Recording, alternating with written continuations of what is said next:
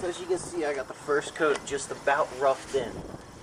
I don't know if you can really see the line, but I actually had to sand to it. And when you sand, you want to sand from good metal or good metal. When you're sanding like this, you're just sawing the panel down. It's not really doing much. Like, it may look like something, but it's not really. You want to make it look like that this isn't even there. What you're doing is, you want to go from, trying to go from this edge to that edge, feathering the filler in to the panel to where it's smooth. Now as you look, I got a high spot. It's a little high here, and that's really about it. So I'm going to take my body hammer, and I'm going to tap it in there, and use the other side.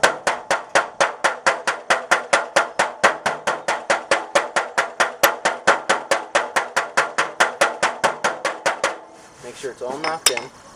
Then I'm going to mix up my filler, put my second coat on here, and that'll basically be my finished coat. I'll hit that with the 60, then 80, then 120, then I'll primer it, and then if there's any pinholes or areas where it's a little irregular, use a glazing putty over it. Now I'm using a using it as my camera stand too.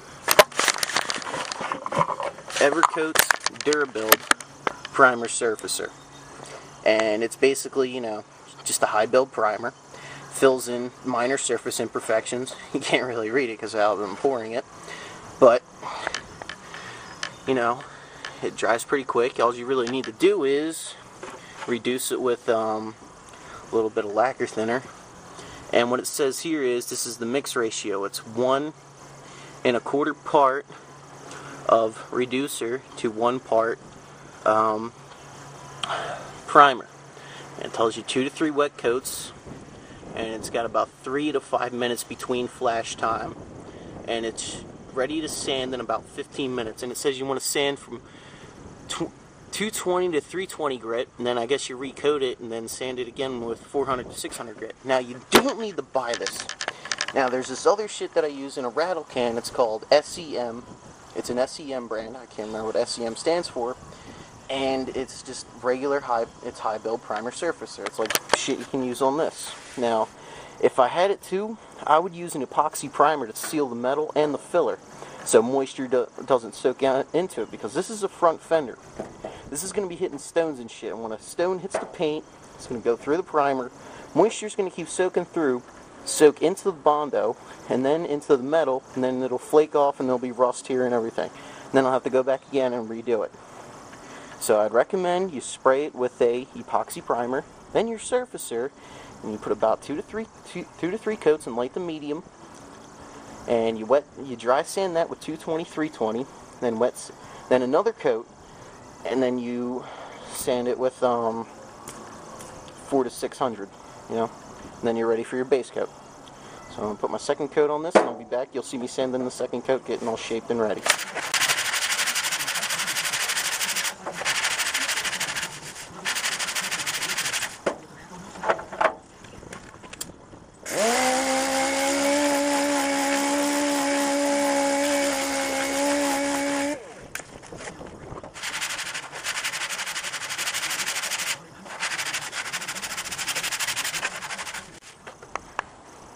Alright, so I got the fender shot and primer now, and I got some guide coat on it. And what I used was just some cheapy black spray paint. It's like $2.